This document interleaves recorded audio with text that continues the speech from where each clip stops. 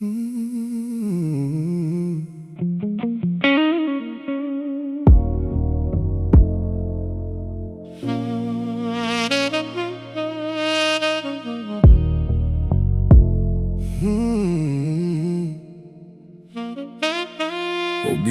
să mă privești în ochi, acum stai cu ochii în ecran toată noaptea.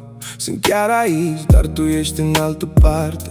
Vorbim cu toată lumea, numai cu mine nu. De fiecare dată când întreb spui nu e nimic iubire, apoi întorci telefonul și pleci de lângă mine. Nu îți cer parola sau cheia inimii tale, îți cer doar să-mi spui de ce ascunzi lucruri de mine. Iubirea nu se rupe din cauza unui telefon care sună, se rupe atunci când tu nu mai ești cu adevărat acasă.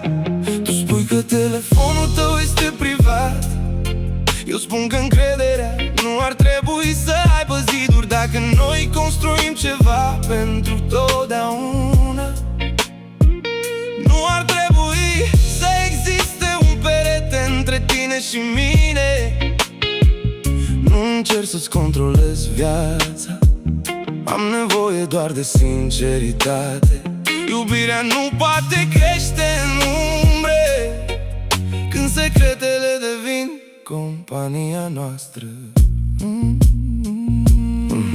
Nu mi-e frică de libertatea ta, mi-e frică de ceea ce nu vrei să spui, pentru că tăcerea lasă 1000 de întrebări care aleargă prin mintea mea. Dacă nu există nimic de ascuns, de ce fiecare apel pare ciudat? Dormim în același pat, dar cumva suntem la kilometri distanță. Poate că nu este vorba despre telefon deloc, poate este distanța pe care o ignorăm. Un ecran nu poate fura o inimă loială, dar poate deschide o ușă care nu era încuiată. Tu spui că telefonul tău este privat, eu spun că iubirea se construiește pe încredere. Nu există oameni perfecți, nici inimi perfecte, doar două suflete care aleg noi. Dacă ne ținem de promisiunea pentru totdeauna, nu lăsa tăcerea să fie hoțul nostru. Lasă telefonul jos pentru un minut și îndrăgostește-te din nou de mine.